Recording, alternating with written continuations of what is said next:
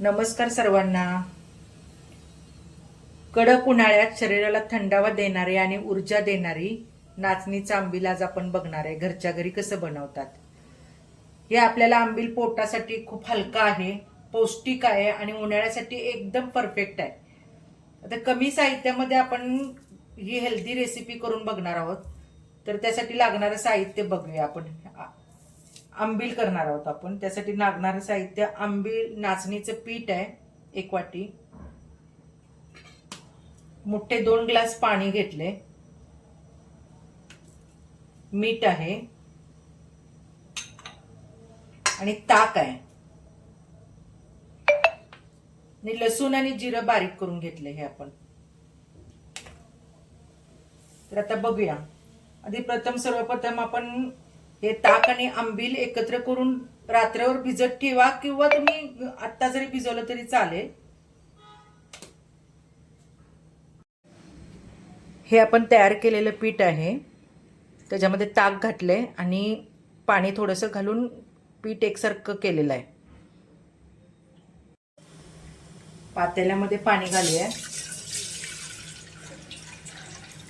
थोडंसं उकळी आले ना की मग त्याच्यामध्ये आपण हे नाचणीचं पीठ तयार केलेलं आहे ना ते घालायचंय आणि एकसारखं ढवळायचंय.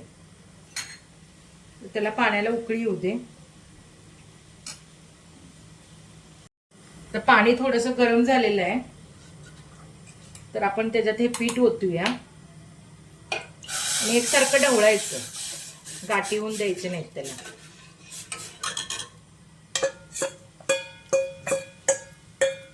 आणि चांगलं 2-3 उकळे आणले की गॅस बंद करायचा.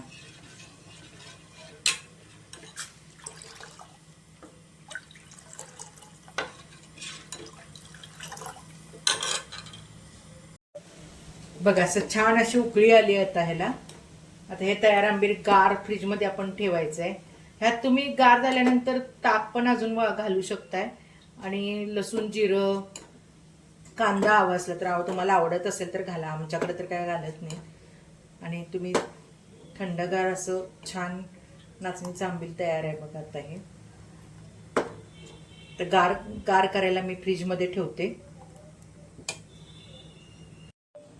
आता हे बघा, ह्या आंबीलमध्ये हे तयार झालेलं आंबील आहे. ह्याच्यामध्ये मी लसूण, जिरं पण घातलेलं आहे आणि मीठ घातले. आता हे तयार झालेलं आंबील तुम्ही मस्त थंडगार पिऊ शकता. बघा केवढं छान दिसते. पौष्टिक, डायबिटीस लोकांसाठी तर खूप पौष्टिक आहे हे. त्याच्यात फायबर आणि तुम्हाला कॅल्शियम पण मिळतं. चला तर मग आता आपण पिऊया का हे आंबील. गार थंडगार उन्हाळ्यात सगळ्यांनाच आवडेल. मी तर पिणार आहे, तुम्ही पण पिऊन बघा. चला तर मी पिऊन बघते हे आंबील कसं लागते ते. मस्त एकदम थंड. चला बाय, एकदा करून बघा रेसिपी तुम्ही. बाय.